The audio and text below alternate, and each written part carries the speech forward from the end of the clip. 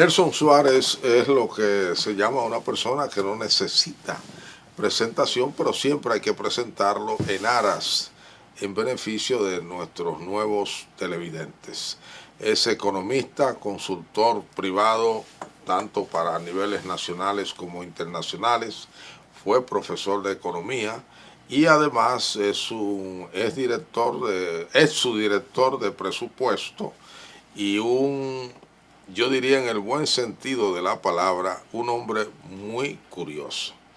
Tan curioso que en una ocasión, siempre lo recuerdo, me sorprendió con un proyecto de constitución de la República que él solito y sin ser abogado había elaborado, y era un proyecto digno de haber sido escrito por cualquier profesional del derecho, especialista en derecho constitucional. Hasta ahí llega su curiosidad.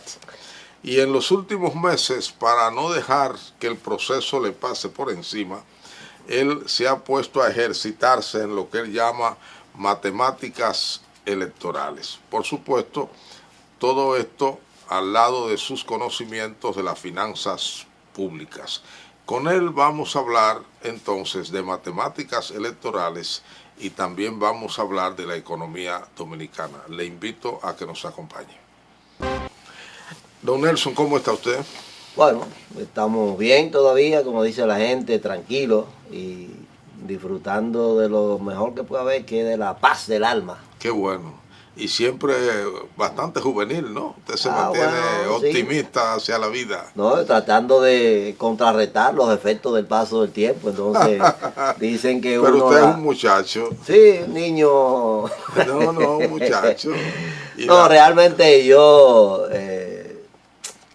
¿Qué digo yo? Bueno, yo estaba viendo ahora la semana pasada un artículo que salió en el periódico Hoy, que lo recorté y se lo pasé a varios allegados, donde decía, paz del alma, la mejor medicina para la mente, para el cuerpo y porque realmente entonces yo trato siempre de estar lo más tranquilo posible frente al convulso mundo que vivimos, para atenuar el paso del tiempo y al final la vida sigue igual, como dicen. Usted hace como se le atribuye a Balaguer, que él decía, los problemas no son míos, son del país. Sí, son generales. Entonces a veces uno, sobre todo en los tiempos de la juventud, gastaba mucho tiempo queriendo resolver el problema del mundo. Como que uno solo lo iba a resolver, pero sucede que los problemas del mundo son múltiples. Sí, y entonces tienen cada uno su solución. Así es. Y los que no tienen solución son una tragedia y no hay nada que hacer. Entonces, nada que hacer. Entonces, y además usted está disfrutando de ese periodo de la vida que llaman de la abuelidad. Abuelidad. Y en estos días leía yo también un artículo que en YouTube de información que decía que hay estudios médicos que han determinado, por supuesto, médicos de la conducta humana, que los abuelos que juegan mucho con sus hijos viven más tiempo. Sí. Y mostraba una abuelita jugando fútbol en Brasil con un muchachito. Bueno, hace 2 días yo estaba jugando fútbol en el parqueo de mi casa, sí, con 3 de los nietos míos. ¿Iba forzado usted? Sí, no, obviamente, pero es un disfrute, realmente es extraordinario la convivencia de los abuelos con los nietos. Ya. Porque uno con los hijos lo que tiene que hacer normalmente es a veces implantar alguna regla de disciplina que nadie le hacen gracia, porque yo lo sentí con mi padre y los hijos míos posiblemente conmigo sintieron a veces que lo macaneaba más de la cuenta. Entonces ya los nietos disfrutan ese aprendizaje. Exactamente, ¿no? Y es más condescendiente, sí, le acepta más cosas, lo complace, sí, a veces en cosas que no complacería uno a un hijo de uno, pero creo que es una de las cosas que podría la gente, sobre todo la gente ya que entra en proceso de adultos mayores, como llaman, edad, como el caso mío, para disfrutar de esa parte de la vida. Porque cuando tú haces yo de hecho tengo un privilegio y es que tengo 6 nietos.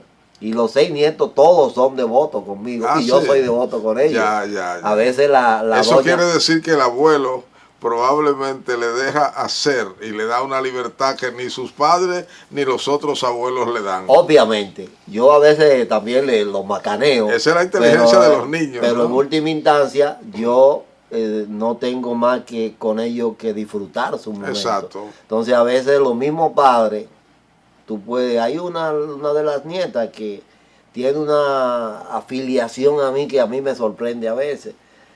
Pero bueno, yo le digo a la mamá, no, es que el problema es que tú tienes que levantarla para mandarla a la escuela, Exacto. tienes que mandarla a bañar, tienes que hacer, y ella no ve eso gracioso. No, no. Entonces yo eso Así lo hago como Así hobby es. con ella. Esa es la clave, porque Sí. dice que los abuelos no corrigen. No, los no, padres no. crían y los abuelos dejan hacer. Consentimiento total, absoluto. Sí, Entonces sí. yo ejerzo Ejerce de abuelo. plenamente mi condición de abuelo y la disfruto, pero 100%. Lo Qué que bueno. tenga que jugar, si tengo que intentar tirarme al suelo a Sí, dibujar lo con hace, ellos, exacto. me siento y dibujo con ellos. Si tengo que voltear, romperle un adorno a la doña en la casa, lo rompemos juntos también y lo protegemos. Después hay que pelear con la señora. Sí, pero, sí, por supuesto. pero esa es la vida. Aunque solo lo reponga usted, ¿no? Esa es la vida y para mí esa es la buena vida. A veces eso tiene más valor que cualquier cuestión material que tú puedas. Ojalá los seres humanos todos comprendiéramos eso, porque está dentro del capítulo de lo que se llama el valor de la vida sencilla. Sencilla, simple. Pero con un altísimo sentido de alegría, volver a ser padre, conectar y hacer puente con el mundo de hoy, que a veces nos hace falta, porque uno vive enclavado en el tiempo de uno. Sí, no, a veces me piden, y no se da cuenta que el tiempo ha cambiado. A veces uno de los nietos o la nieta puede pedirme el teléfono para algo y al final él termina haciendo mejor lo que yo. Abuelo, búscame tal cosa. Yo no encuentro, yo no sé cómo, dónde tú lo conseguiste. Ven, que yo lo voy a buscar y él lo busca más rápido que yo. Exactamente. Sí, entonces, a veces me están enseñando ellos cómo manejar el teléfono o cómo manejar el control de la televisión, porque ellos lo entienden mejor. Esa es su época. ¿Por qué le gustan las que usted llama matemáticas electorales? ¿Es un hobby? ¿Es un ejercicio profesional? ¿Es una curiosidad? Etcétera. Bueno, lo corrijo. Fíjese que estoy hablando no de matemáticas, sino de aritmética electoral. Algo más simple y más sencillo. ¿Por qué? Yo soy me gusta mucho el tema de ver las estadísticas. Ver las estadísticas de todo tipo de estadísticas, no solo estadística económica, estadística de salud, estadística poblacional, estadística, por ejemplo, del número de vehículos que hay en el país, de los colores que más... Yo siempre estoy buscando... más predominan. Si a mí realmente, aunque no ni por asomo puedo hablar, decir soy un experto en estadística, pero a mí me gusta manipular mucho las estadísticas, buscarlas. Y en el caso, por ejemplo, ahora de la aritmética electoral, y exactamente traté de hacer la diferencia porque las matemáticas es una ciencia mucho más compleja. Correcto. Donde hay una serie de interrelaciones de variables, de números, de multiplicación de suma, de potencia. Pero la matemática, la aritmética son muy simples. Suma, resta y multiplicación y división. Usted sabe que las matemáticas son la base de la filosofía. Exacto. Y de la música. Exacto, entonces... Y el mundo se puede explicar a través de la matemática, porque es una ciencia amplia. Compleja. Entonces dentro de las matemáticas están las aritméticas. Exacto. Que son esa parte de la matemática que trata las operaciones simples y sencillas. Suma, resta, multiplicación y división. Entonces yo estaré, en el caso ahora de las elecciones, no de esta, lo hice en las elecciones de 2020. Y posiblemente debo haberlo hecho en una de las anteriores. Pero lo hacía... Ahora lo hizo público. Exactamente. Normalmente este tipo de cosas yo lo hago y lo consumo. Yo o puedo compartirlo con alguien muy cerca. O lo hago para tener algún soporte de poder explicar lo que nos dicen esos números. Entonces el caso esto de la aritmética electoral en las elecciones de febrero 18 me ha servido para ver muchas cosas. Hacer interrelaciones, buscar qué pasa, quién sube, quién baja, cuáles son las tendencias que están. Y eso... Usted sabe que los patólogos dicen, y traje una vez a Sarita aquí a hablar de ese tema, que los muertos hablan. Entonces yo le dije, Los profesor, números y las matemáticas y yo las le dije, estadísticas. profesor, vamos a hablar del lenguaje de los muertos. Entonces yo le digo a usted, haciendo el símil, que las matemáticas hablan. Claro. Y lo bueno cuando ustedes los expertos la ponen a hablar. A mí me encanta cuando las matemáticas son desagregadas. Exacto. Porque ahí es como que uno ve. Sí. ¿Y qué usted ha visto en el lenguaje de las matemáticas electorales?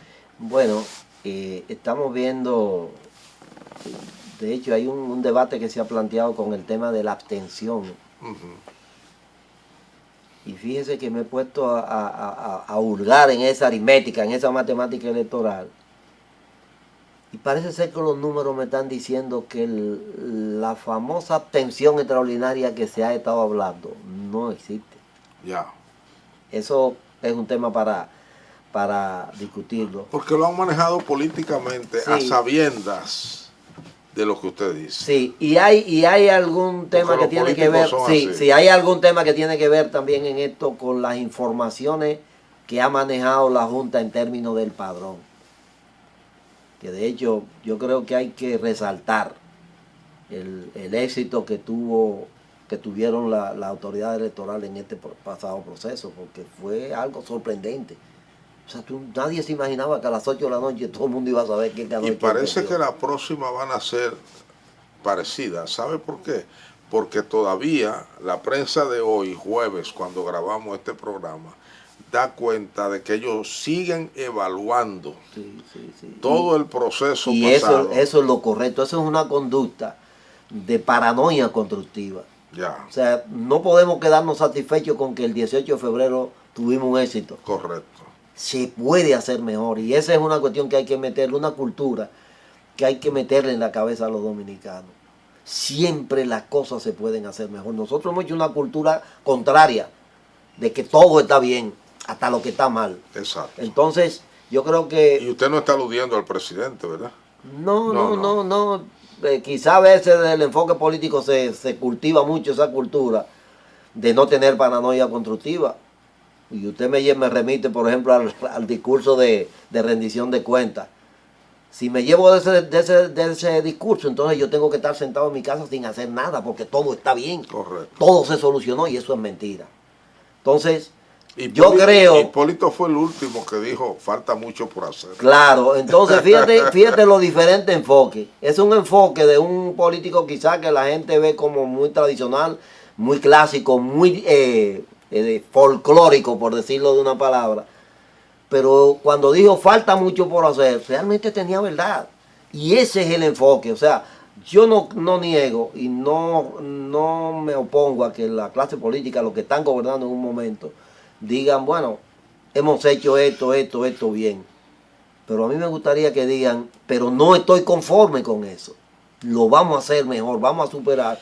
Entonces, ese es un discurso que quizás de optimismo, que el presidente Luis Abinader posiblemente, ojalá que en su próximo periodo lo corrija, si es reelegido, como todo parece indicar. Él no lo va a corregir porque él es político, y el político ve la vida de una manera diferente. Primero, él dice, mi papel es sembrar optimismo. Todos los políticos, mientras más grandes son, dicen, yo soy un sembrador de esperanza. Yo tengo que levantarle siempre el ánimo a la población. Y lo otro es que ellos manejan todo con un criterio político. Sí, eso sí, es parte de verdad, pero no toda la verdad. No obvian lo otro. Ellos saben que lo que usted está diciendo es lo correcto, pero ellos dicen, eso lo hacemos nosotros al interior del gobierno. Sí. Pero bueno, yo siempre entiendo que los gobiernos, los estados, los jefes de estado y de gobierno no deben vender un discurso pesimista, porque si no, no tiene sentido que estén gobernándonos y dirigiéndonos. Pero hay que tener cuidado con lo que yo le llamo un optimismo de prevenido. Ya. Yo me gusta mucho seguir, y eso lo extrapolamos, por ejemplo, yo rara vez he oído a las autoridades del Banco Central de la República Dominicana decir, tenemos un problema por ahí que tenemos que prepararnos para enfrentarlo. No siempre todo está bien y vamos a crecer lo máximo que se pueda.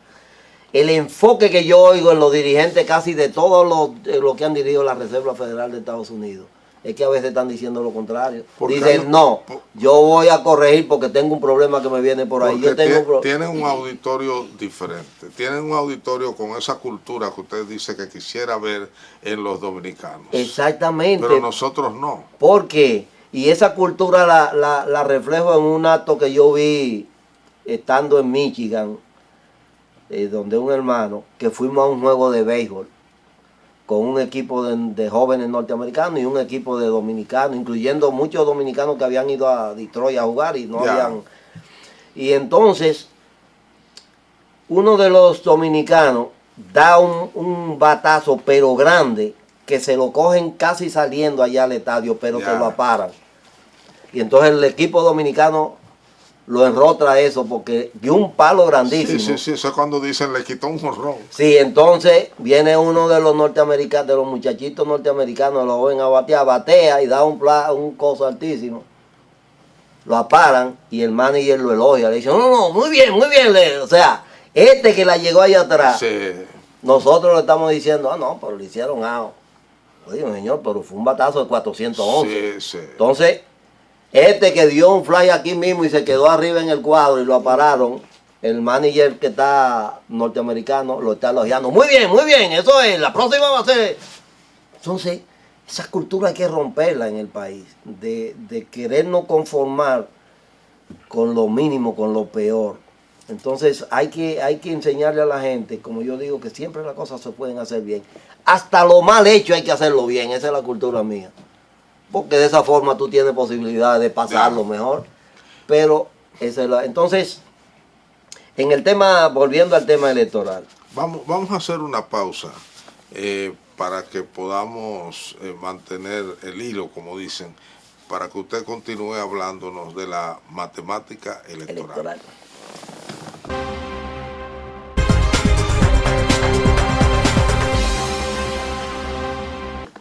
Con don Nelson Suárez hablamos hoy de matemática electoral o aritmética electoral. Y también vamos a hablar de economía, donde él bucea con un poquito más de profundidad.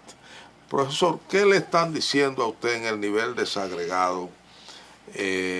Bueno, esta aritmética, para no decir matemática, ya sabemos que usted descubrió que hay más un uso político del tema de la abstención que una realidad. Es decir, ha habido un comportamiento más o menos similar en términos de magnitud sobre la abstención, histórico.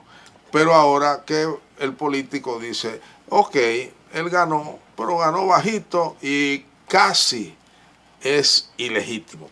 Eso es lo que han insinuado. Ahora, ¿qué otras cosas le están diciendo de cara al futuro? Por ejemplo, la concentración del voto en determinados territorios.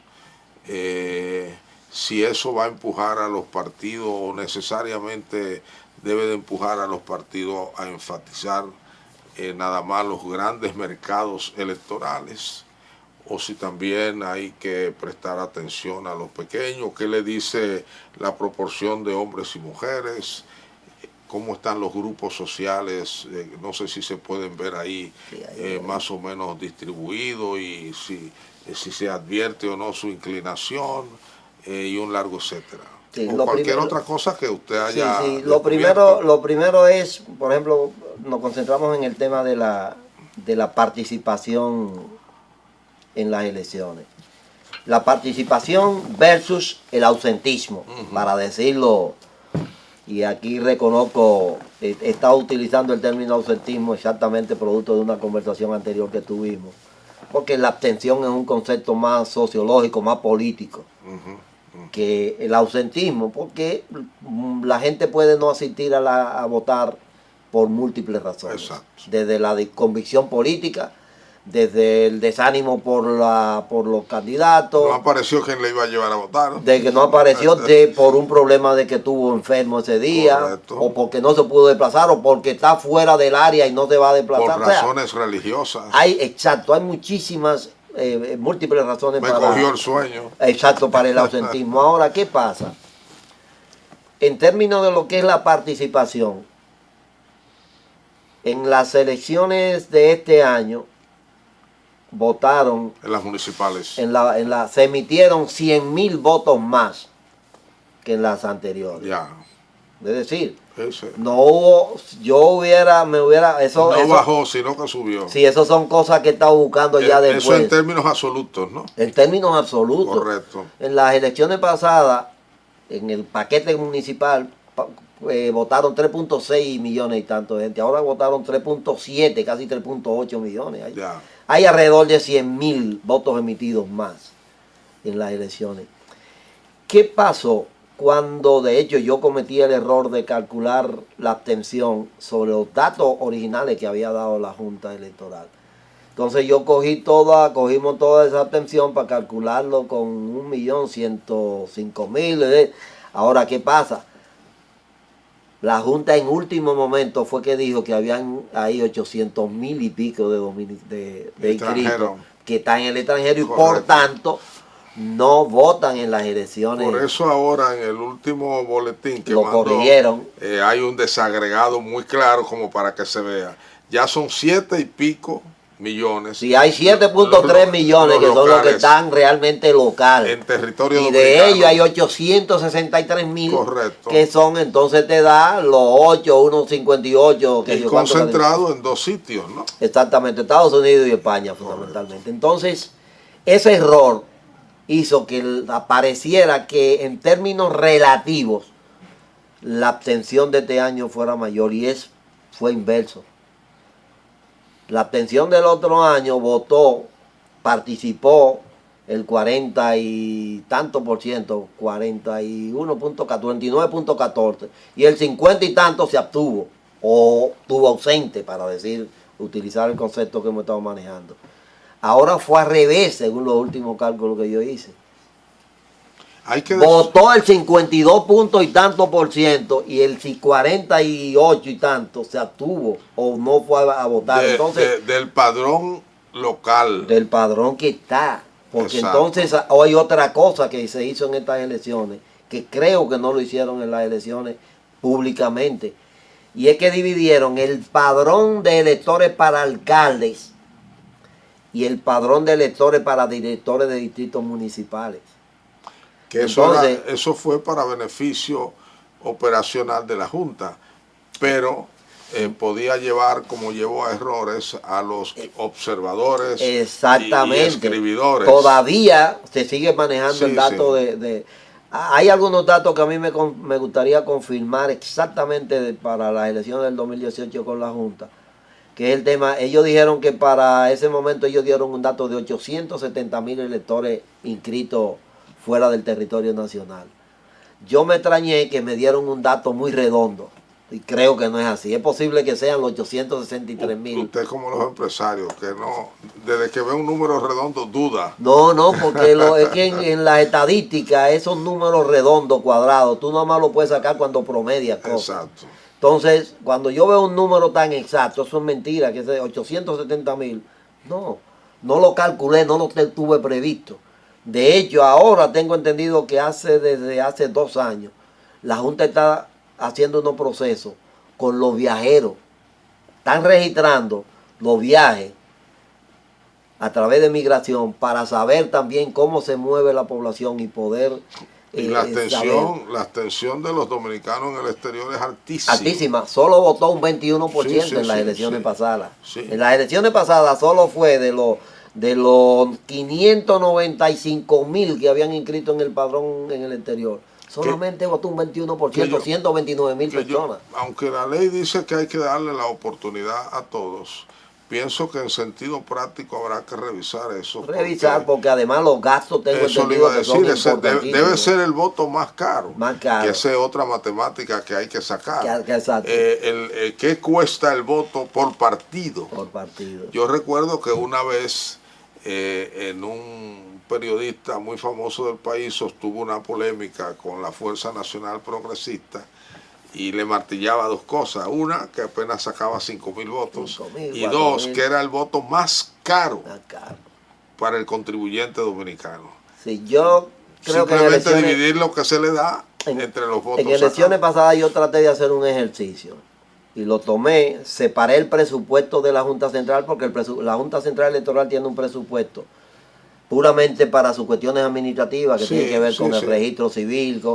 Y entonces periódicamente cuando vienen las elecciones tiene el gasto extraordinario. Sí. Si tenemos ese gasto extraordinario para las elecciones, más lo que le doy a los partidos como contribución del Estado, cuando yo hice un cálculo y de hecho comparé con el caso de México. Yo me quedaría México, solo con lo que se le entrega a los partidos. Sí, entonces a veces, no ¿qué me cuesta un voto emitido? Sí. Es un indicador que sería bueno calcular. Sí, lo han hecho algunos periódicos. Porque pienso que si bien hay un simbolismo en el tema del voto en el exterior, porque es un poco tú decirle a la gente, mire, lo estoy reconociendo para que usted también influya, porque esa gente posiblemente son los que mandan 10.000 millones de dólares todos los años al país. Pero hay manera de hacerlo sin que le salga tan caro. Sin que salga tan... Yo veo a veces por ejemplo, la logística. Las ciudades que tengan determinada cantidad de dominicanos, ahí podría, en otros no, que tenga menos no, porque es un... Sí, yo veo la logística que hace la Junta Central Electoral, no ahora, sino siempre para el voto en el exterior creo que es extremadamente costoso. Y esas oficinas cuestan en dólares. Por relación al resultado. Sí. Entonces, eso hay que revisarlo para buscar la facilidad. Pero no, entonces, el tema de la abstención, creo que la abstención realmente en términos fue inferior a la que... Le iba a anotar sobre eso de la abstención, que cuando usted ve los informes de organismos internacionales como CAPEL, en América Latina, República Dominicana es uno de los países, el 1 o el 2, de mayor participación electoral. Ese es un tema también que lo dejamos de lado. Cuando yo busco, ahora mismo yo estuve buscando, hay 73, 74 países del mundo que van a tener elecciones. La mitad de la población del mundo.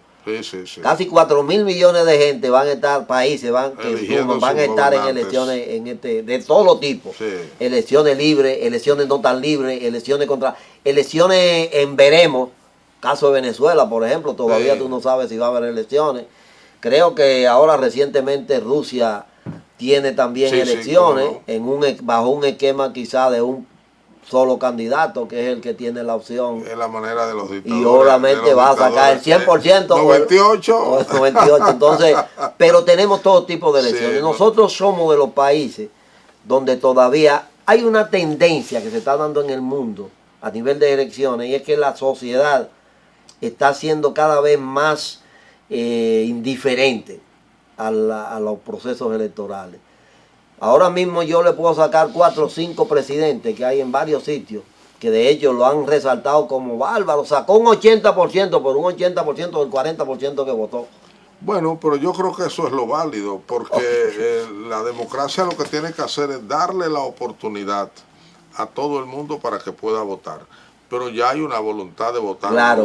Claro, pero cuando yo veo que uno me sacó el 80 del 40 que votó, bueno, ¿hasta dónde ese liderazgo es tan potente? Bueno, no sé. Entonces tenemos varios países. Igual que si fuera el 100%. Nosotros seguimos aquí con unos niveles de votación. Por ejemplo, a nivel presidencial, aquí vota el 70%, más o 71%. Menos, 70-71% promedio. 71%, eso es muy alto. Muy alto. En el caso de las municipales, en la que se han presentado conjuntamente con las presidenciales, la abstención ha sido de un 30%, un 28%. Sí. Ahora, cuando la separamos, ahí el promedio se mete en 40, 41%, que era lo que yo pensaba que iba a pasar en términos generales. Si llegó al 50 fue fabuloso. Sí, no, la participación, según mis datos, mi aritmética, es de 52 puntos y tanto. Desagregando datos. Exactamente, porque al principio yo mismo tomé unos datos que dio la Junta que estaban errados, estaban incluyendo. Usted hace lo mismo que yo hacía y hago a veces para medir la penetración de los periódicos. En la matemática ordinaria es bajísimo, pero en la afinada, porque usted no puede poner a un analfabeto. 14 gente. Usted no puede medir un analfabeto, porque ese no lee. No lee. Ese está excluido por educación. Pero la zona rural igualmente está excluida. Ni siquiera los periódicos llegan allá de manera normal y ordinaria. Entonces, usted no puede hacer un universo incluyendo a quien no lee. Y así sucesivamente. Por eso que le decía al principio que me gustan de los números cuando ustedes los desagregan. Porque como que los oigo hablar con más claridad. Me dicen cosas más interesantes que esta visión macro, y dicho sea de paso, la economía y otras prácticas aquí adolecen de que los números son consolidados. Entonces ahí está todo el mundo y eso altera la realidad. Sí, por ejemplo, es evidente una cosa en los números electorales, y es que las demarcaciones con gran concentración humana son las que tienen mayores niveles de ausentismo. Déjeme hacerle una pregunta en esa línea. En los números que usted hizo, ¿dónde hubo mayor porcentaje de votación? ¿En qué localidades? En las localidades más pequeñas. Okay. Que fueron, en algunos casos llegué a ver cerca del 80%. ¿La zona fronteriza? Sí, sí. Hay alrededor de 25, 30 municipios muy pequeños en términos de población votante. Municipios con 2.500 votantes, con 2.400, con 2.800, con 3.100. ¿Cómo no? Entonces, en esos municipios pequeños, eso fue una de las cosas. Casi en la mayoría de los municipios la participación dando por el 70%. Sí. Y en la capital, Santiago, La Vega, San Pedro de Macorís, baja desastroso. Mucho. ¿Y dónde, Santiago, por ejemplo, el mayor... ¿Dónde fue que menos hubo mayor abstención o ausentismo propiamente? Santiago, el municipio de Santiago, 67%. O sea, votó, eso puede ajustarse ahora si... Votó el 33. Si reviso, igual que en el Distrito Nacional. Ok. O sea, estamos hablando que en ambos casos, cuando usted lo suma, estamos hablando de 600, 700 mil personas que no se presentaron a votar, que alteran cualquier resultado. Vamos a una pausa para venir en el último tramo del camino y vamos a conectar la economía con este proceso electoral en comparación con otros procesos electorales. Acompáñenos. Don Nelson Suárez, hay una constante en la relación de la economía dominicana con los procesos electorales, y es que la economía dispara, sobre todo sus gastos, lo cual significa que el déficit se ahonda. ¿Esta vez ha sido igual? Bueno, la muestra que tenemos, hay una cuestión sobre eso, hay un trabajo de Pavel Isa Contreras. Ya. El hoy ministro. Cuando él no era ministro, ¿no? Sí, de Economía, que lo presentó en Intec, me acuerdo yo.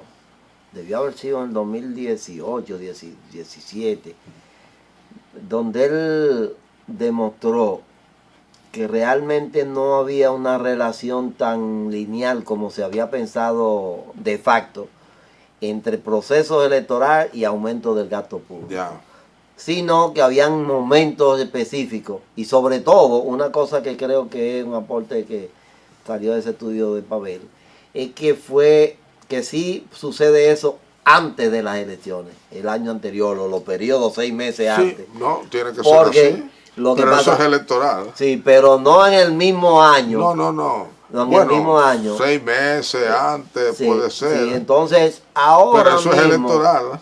Sí, ahora mismo para las elecciones de febrero, salvo el afán fuerte que sí se mostró del gobierno por inaugurar, por decir que va a hacer cosas, por empezar obras, como se está haciendo ahora. Exactamente.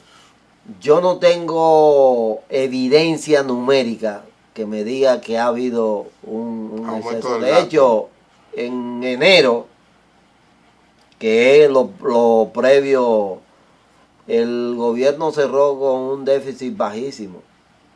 Posiblemente podría haber Un tenido... déficit real. Sí, un déficit real. Real. Porque, ¿cómo digo? Real en términos de No, lo que dicen las cifras no se han oficiales. movido cuentas, porque Balaguer nos enseñó en el caso de la balanza de pagos a mover cuentas. Sí, no, y se para los ajustan. fines. Ahora, hace un tiempo ya que son más cuidadosos. Y de hecho yo creo que hay que reconocer, la administración actual ha hecho un esfuerzo importante por ser más cuidadoso en el manejo de la cuenta pública. Bueno, está más supervisado. No han habido... Está más supervisado sí, también. No, y que no hay tampoco... Porque como nosotros vamos al mercado de los bonos, hay que hablar con más claridad. Sí, no hay quizás tanto... A veces los cambios tan trascendentales que a veces yo veo que anuncian. Cuando veo los números digo, no, los números me dicen más o menos que el comportamiento es el mismo del que teníamos en el 2019, por ejemplo. Sí, lo que pasa es que el político lo amplifica. Exactamente, entonces sí, obviamente hay un mayor compromiso del gobierno y hay una mayor vigilancia de la sociedad en ver lo que tú estás haciendo con los recursos. Y eso por lo menos es un aprendizaje que tenemos para corregir algunos defectos del pasado. Hay que decir que desde el 96 para acá, yo creo, usted me corrige si no es la fecha correcta, ahí hay como una frontera de que no se puede, porque no ha ocurrido un desequilibrio importante de la economía por el proceso electoral, porque usted recuerda que antes de esa fecha, entonces el próximo año, el primer año del gobierno que se eligiera o reeligiera, era para corregir todos los desastres que se habían hecho. Exacto, porque había primero menos temas con relación a la transparencia. Sí, exacto. Al seguimiento de la sociedad era y de los organismos internacionales. De los mismos organismos internacionales. No había mercado de valores. Empezamos a entrar al mercado de valores en el 2000 con los primeros 500 millones de bonos esos que exactamente. se Hipólito. Entonces eso ha hecho que tengamos que tener más cuidado y que además haya una mayor conciencia y no hemos tenido grandes desequilibrios. Las elecciones aquí eran incertidumbres. Sí, y ya las elecciones se están convirtiendo, igual que en la mayoría de los países que tienen cierta estabilidad democrática, y eso es un valor agregado que debemos proteger, en algo muy normal. Correcto. Antes aquí tú no sabías si iban a dejar contar los votos, si a las 12 de la noche 4 guardias iban a coger la urna y qué iba a hacer el presidente nuevo. Exactamente, si qué va a hacer. Arriba abajo las reglas. Exacto, ahora no puedo hacer eso con tanta facilidad, porque altero un ritmo. Fíjese que si usted se va al tema de la política económica, este gobierno no tiene ninguna diferencia con la política económica de la anterior. Además, hay un factor clave, aunque a muchos no les guste, y es el mantenimiento no voy a decir de un gobernador, sino de un banco central con la misma línea. Sí, por eso le digo, porque la política económica es la misma. Es el mismo esquema, control de tasa de cambio, control de inflación. Pero creo que el político aprendió eso sobre todo. Claro, antes podíamos tener un político que cuando le ordenaba al Banco Central que le emitiera 1.000, 2.000 millones de pesos inorgánicos, no podía decir que no. Ahora el Banco Central sabe que si emite dinero inorgánico va a tener un efecto sobre la inflación. Bueno, ahora el dinero lo emite todo el que tiene una tarjeta en sus manos. Claro, pero al menos hay porque el que tiene una tarjeta en su mano o tiene el dinero en su cuenta o tiene un crédito de otro que lo tiene depositado. Sí, entonces no hay un efecto. Y yo creo también que hemos aprendido que lo importante no es solo la contabilidad del Banco Central. Lo importante es la robustez o no de la economía. Sí, eso es un tema que también yo creo que hay que ponerlo en la palestra, en la discusión. Ahora nosotros estamos viviendo y conviviendo como sociedad en un mundo convulso. Donde yo siempre digo que lo único cierto es la incertidumbre. Entonces, a veces yo veo el afán por el tema del crecimiento, que si crecimos mucho, que si crecimos poco. Yo digo, mire, con mantener la estabilidad macroeconómica. ¿Qué significa la estabilidad? Que no tengo grandes fluctuaciones hacia arriba y hacia abajo de ninguna de las variables, eso es un éxito ya. Total. Y ha sido el éxito de este gobierno. Sí. Porque en las circunstancias... Y particularmente del gobernador, hay que decirlo. En las circunstancias, quizás no del gobernador, sino de un equipo de gente, porque detrás del gobernador hay un equipo de gente... Sí, pero ese equipo lo escoge, de técnico lo escoge y él, de experto. Pero lo escoge él. Que, claro, y lo escoge en función de su visión, y él sabe dónde mover, dónde... Ya todos nosotros sabemos que después de diciembre, Héctor Valdés comienza a recoger dinero. Es un modelo, y de hecho, estoy ahora haciendo algunas lecturas sobre algunos enfoques que están diciendo de cambiar todas las cuestiones relativas a los esquemas del crecimiento y de medir y de todo eso, porque hay un planteamiento, un fuerte movimiento a nivel de economistas que están diciendo eso no es suficiente ya, porque el crecimiento es una cuestión que se hace de una forma que a veces no se traduce. Entonces, hay que decir que Miguel Seara fue aquí el pionero de eso. Son modelos, es un modelo prácticamente, como ahí sí hay matemáticas. En esos modelos que se hacen, donde yo tengo todas mis variables metidas, y yo digo, mira, si yo presiono el medio circulante y la masa monetaria, si no tengo un respaldo efectivo en la producción, eso se va a traducir en inflación. Entonces yo tengo mi meta de inflación establecida previamente, y esa meta de inflación yo tengo modelos de esos matemáticos que yo digo que normalmente no han resuelto un problema social, pero sirven mucho para decir, si yo altero aquí, se me alteran todas estas demás variables, y este es el resultado que voy a tener. Entonces, mantener la estabilidad, ya eso es un valor agregado. Desde mi visión, quizá usted no acepta eso, mi visión, que no es de un economista ni mucho menos, ese modelo hace rato que lo ha tenido en sus manos Héctor Valdés. Claro. Y él convence a los presidentes de la bondad, incluso política, de mantener eso. Sí, claro, y es un esquema,